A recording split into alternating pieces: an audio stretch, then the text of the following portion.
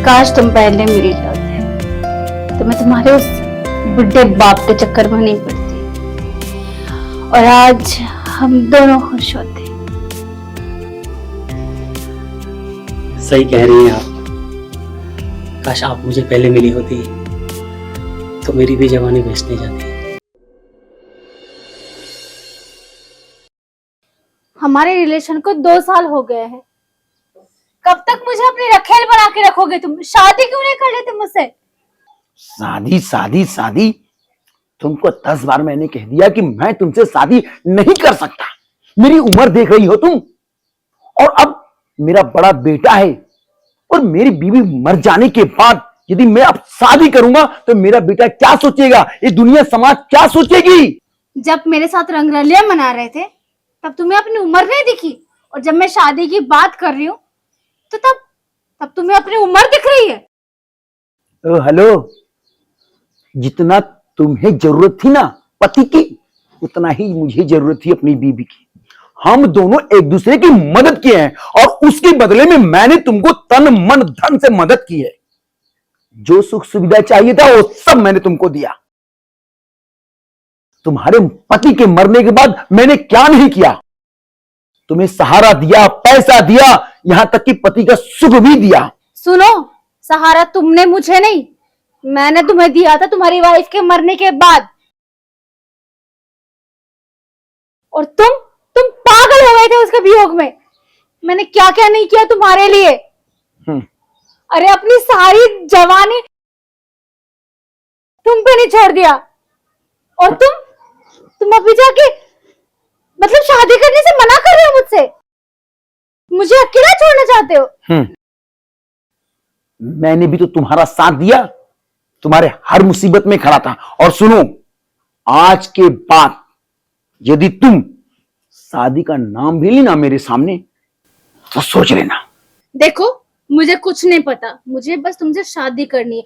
अगर तुमने मुझसे शादी नहीं की तो देख लेना मैं क्या क्या करती हूँ तुम्हारे साथ। तुम कभी मुझे फोन मत करना, और मैं तुम्हें आज के बाद कभी फोन नहीं करूंगा। अरे सुनो,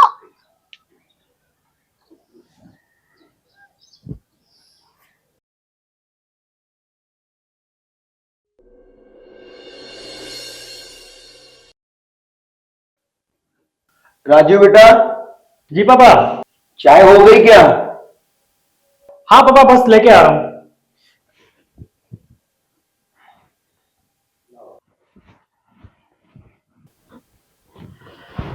ये लीजिए पापा, गर्मा गर्म चाय।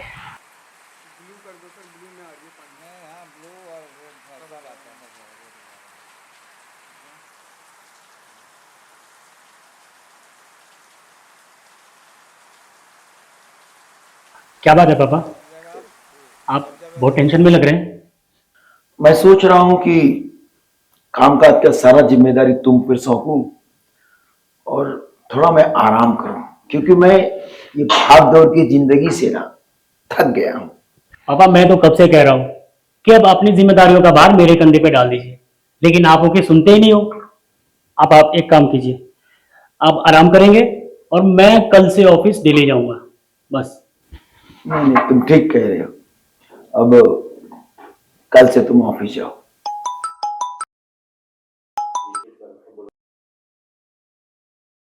लगता है बुड्ढा पागल हो गया है। किसका कॉल है पापा? कोई नहीं, वो कंपनी का एक एम्प्लॉय है। अब बताती हूँ इसे कि मैं क्या चीज हूं। छोड़ूंगी नहीं मैं इसे।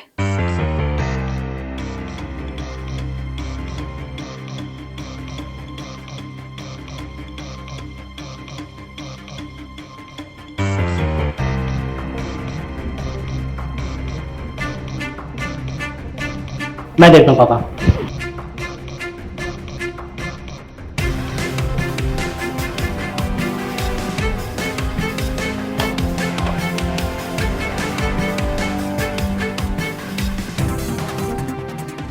जी आप कौन? मैं तुम्हारी नहीं मां। ये कैसा मजाक है? मजाक? मजाक नहीं है, ये हकीकत है। देखिए साफ साफ कहिए आपके किसे मिलना आपको। अब तुम्हारी नई माँ हूं तो ऑब्वियसली तुम्हारे पापा से ही मिलना होगा। छोड़ो, रास्ता साफ करो। अरे अरे सुनिए तो।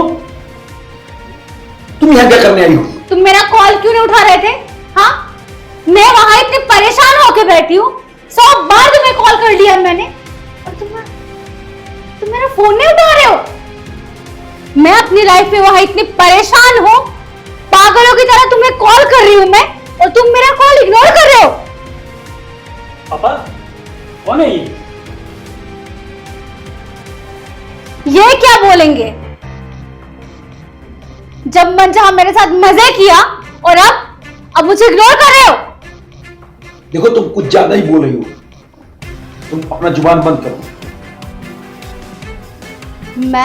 मैं कभी चुप नहीं रहूंगी। अब तुमने मेरे साथ बहुत गलत किया है, छोड़ूंगी नहीं मैं तुम्हें। देखिए आप पापा से इस तरह से बदतमीजी से बात नहीं कर सकते, वरना मैं आपको धक्के मार के निकाल दूंगा बाहर। ओ हेलो, शांत रहो। जब तुम्हें किसी चीज का पता नहीं हो ना तो बीच में बोलना नहीं चाहिए। और हाँ, तुम क्या, तुम्हारा ये बाप मुझे इस घर से बाहर नहीं निकाल सकते।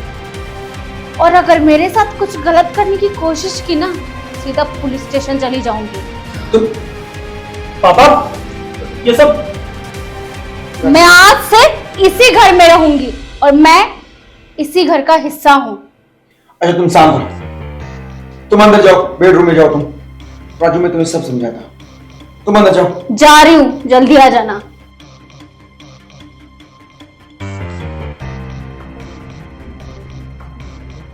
पापा ये सब क्या है? बेटा मैं तुम्हें सब समझाता हूं। इसका आदमी मर चुका था, ये बहुत मुसीबत में थी, उस वक्त मैंने इसका साथ दिया।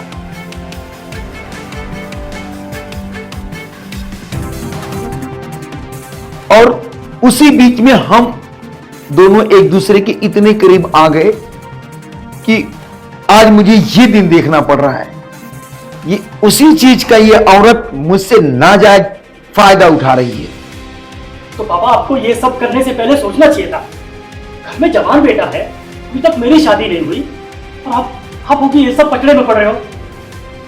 ये बेटा मुझे क्या पता था, मैं तो भावनाओं में बह गया था कि मुझे क्या पता था कि किसी का मदद करने का मुझे ये सिला मिलेगा।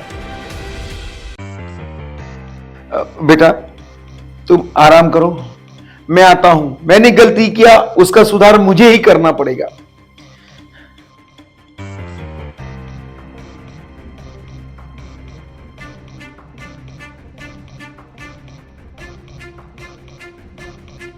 मैंने तुमको समझाया था ना कि आज के बाद मुझे फोन भी मत करना, और तुम हो कि मेरे घर पे चली आई।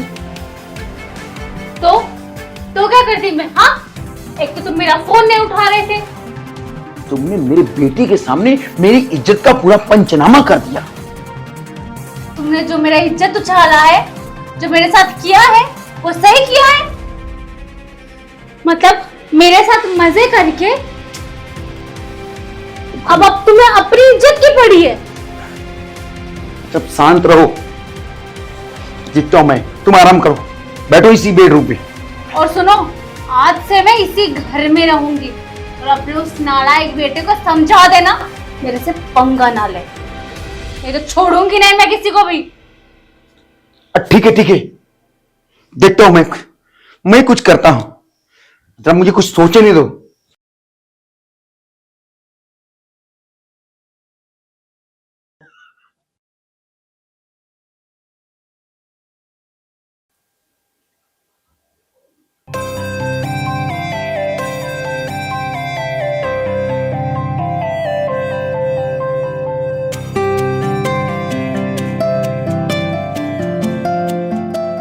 उस बुढ़े से तो उसका बेटा ही अच्छा है, जवान है, हट्टा कट्टा है। उसकी तो एक पर कब्र में है, मैं बेकार में उसके पीछे पड़ी हूँ।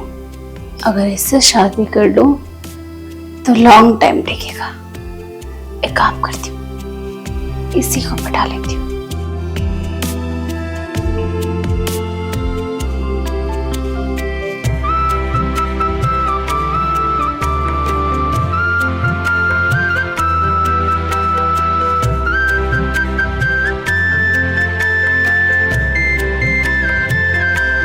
क्या बात है, बड़ी मेहनत कर रहे हो। वैसे भी सही है, अपने बाप की पूरी प्रॉपर्टी और बिजनेस तुम्हें ही तो संभालनी है। वैसे इतने हट्टे कट्टे, जवान, हैंडसम हो, कोई गर्लफ्रेंड है कि नहीं है? देखिए, मैं इन सब चक्करों में नहीं पड़ता। पर क्यों? ऐसी जवानी का क्या फायदा जबकि तुम्हारी कोई गर्लफ्रेंड ही ना हो। अगर तुम कहो तो मैं तुम्हारी गर्लफ्रेंड बन जाती हूँ।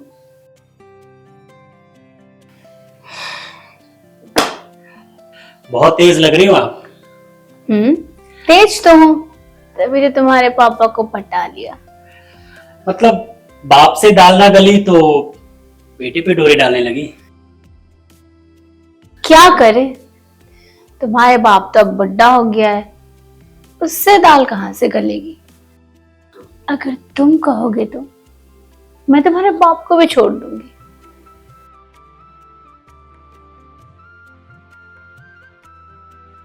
तो ये बात है।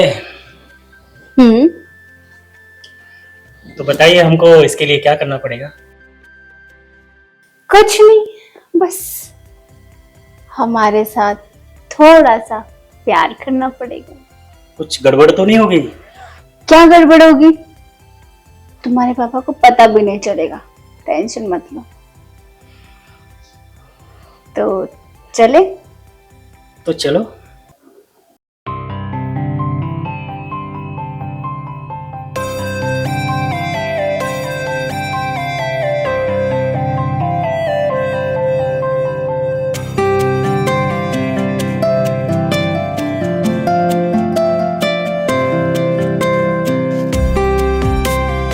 काश तुम पहले मिल जाते तो मैं तुम्हारे उस बुढ़े बाप के चक्कर में नहीं पड़ती और आज हम दोनों खुश होते।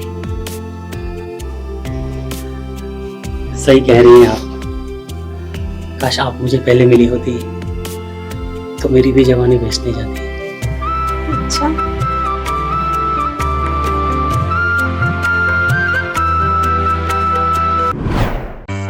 ये क्या हो रहा है? देखिए ना, ये मेरे साथ जबरदस्ती करने की कोशिश कर रहा था। मैंने कहा कि मैं तुम्हारी होने वाली माँ हूँ, लेकिन ये मुझे बोलता है कि तुम मेरे बाप की बस रखेलो। राजीव, ये क्या कह रही है? और तुम? एक मिनट पापा, मैं अभी सब क्लियर कर देता हूँ।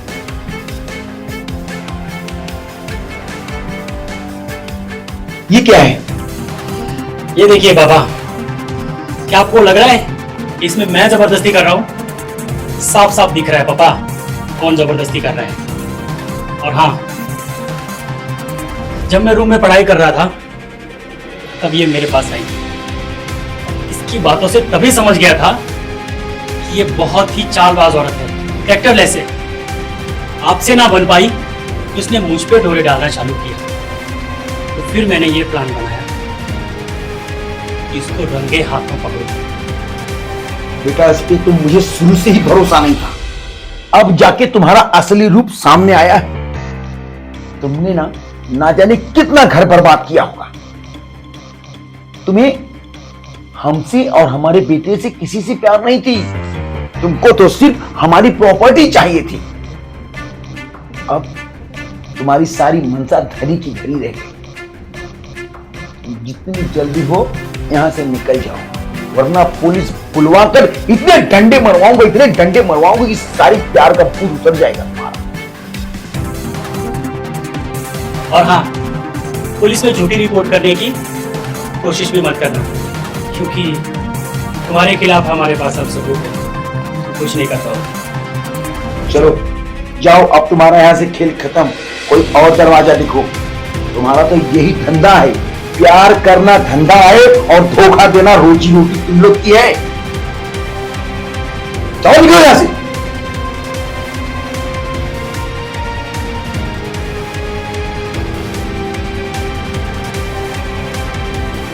मैं अंदर ही अंदर घुट घुट के जी रहा था। मैं अपनी इज्जत को डर रहा था कि ये समाज में जाके चिल्लाई तो समाज में लोग हमारे बारे में ना जाने क्या क्या कहेंगे। मैं कुछ समझ नहीं पा रहा था। बेटा तुमने मुझे इस मुसीबत से बचा लिया। ऐसा नहीं है पापा, ये तो मेरा फर्ज था। मैंने आपसे कहा था ना कि आप अपनी जिम्मेदारियों की सारा भार मेरे कंधों पे डाल दो, आपको टेंशन लेने की जरूरत नहीं है। हाँ बेटा, तुमने बहुत अच्छे से जिम्मेदारी निभाई बेटा। मुझे डूबते हुए को तुमने बहुत बड़ा सहारा दिया, और बेटा हो ना तो तुम्हारे जैसा ही हो बेटा।